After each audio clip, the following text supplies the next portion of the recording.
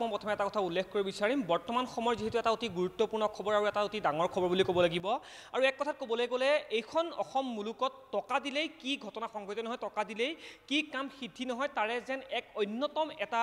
বিষয় অন্যতম এটা যেহেতু উদাহৰণ বুলি ক'বলৈ গ'লে টেট শিক্ষকৰ যি কেলেংকাৰী সেই কেলেংকাৰীৰ কথা আমি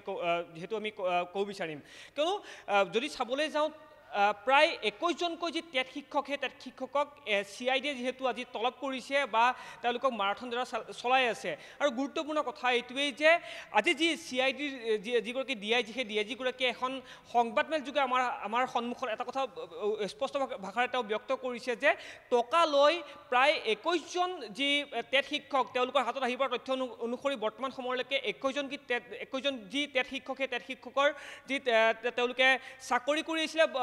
অত বছৰে বা তেওঁলোকে সৰু সৰু যি কণ কণ শিশুসকলক তেওঁলোকে যি পাঠদান কৰি আহিছিলে কিন্তু গুৰুত্বপূৰ্ণ কথা এইটোৱেই যে মুখ্যমন্ত্ৰীৰ যি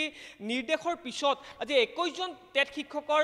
যি মাৰাথন ধৰাৰ পিছত প্ৰায় 9 গৰাকীকৈ যি টেট শিক্ষকক আদালতে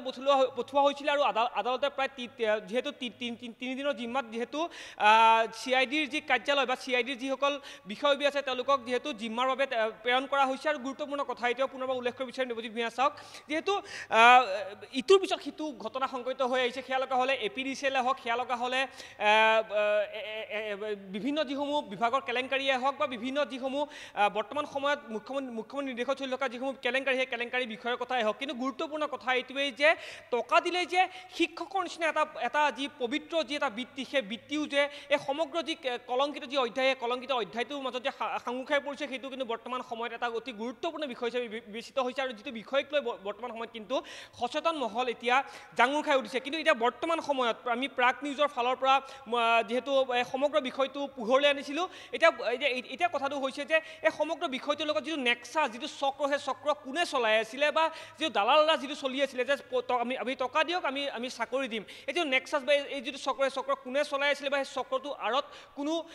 ব্যাগুম যি আমোলা বিষয়া আছে নেকি সেইটোৱে কিন্তু বৰ্তমান সময়ত এটা গুৰুত্বপূৰ্ণ এটা বিষয় যে বিবেচিত হৈছে আৰু ইতিমধ্যে উল্লেখ কৰিছোঁৱে যে CIDৰ ফালৰ পৰা যেহেতু তেওঁলোকে যি তদন্ত সেই তদন্ত তেওঁলোকে আৰম্ভ কৰিছে বা CIDৰ ফালৰ পৰা যি টেট শিক্ষক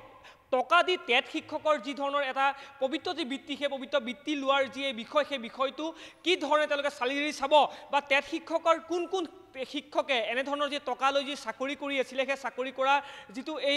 যিটো বিষয় ইতিমধ্যে পোহৰলৈ আহিছে প্ৰায় ইতিমধ্যে মই উল্লেখ কৰিছোঁ যিহেতু 9 গৰাকীকৈ যি শিক্ষকক ইতিমধ্যে আদালতত প্ৰেৰণ কৰা হৈছে আৰু সেই 9 গৰাকী শিক্ষকক ইতিমধ্যে CID জিম্মালৈ প্ৰেৰণ কৰিছে আদালতে আৰু এই 9 গৰাকী শিক্ষকৰ পৰা CIDৰ ফালৰ পৰা কি ধৰণৰ এভিডেন্স তেওঁলোকে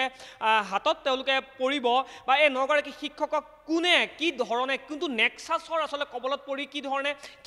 শিক্ষাগতৰ নিচিনা যি এটা পবিত্ৰ বৃত্তি সেই পবিত্ৰ বৃত্তিত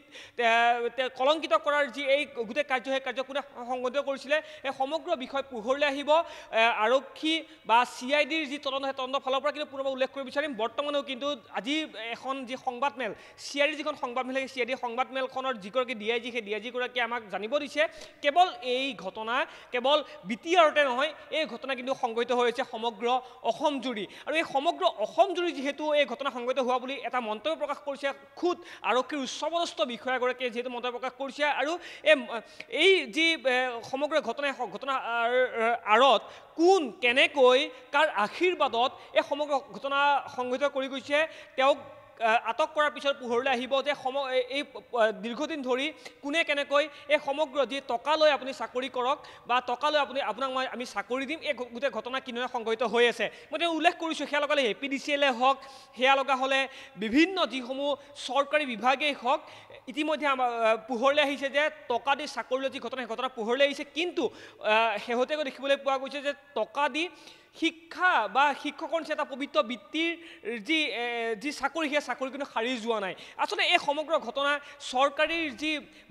যি পৃষ্ঠপোষকতা যে হোৱা নাই সেয়া হয়তো বৰ্তমান সময়ত নুই কৰিব নোৱাৰিম বা চৰকাৰী পৃষ্ঠপোষকতা থকা কোন ব্যক্তিয়ে সমগ্ৰ যি নেক্সাছ সেই সমগ্ৰ যি চক্ৰ সেই চক্ৰলৈ কোনো জড়িত হৈ আছে সেয়া কিন্তু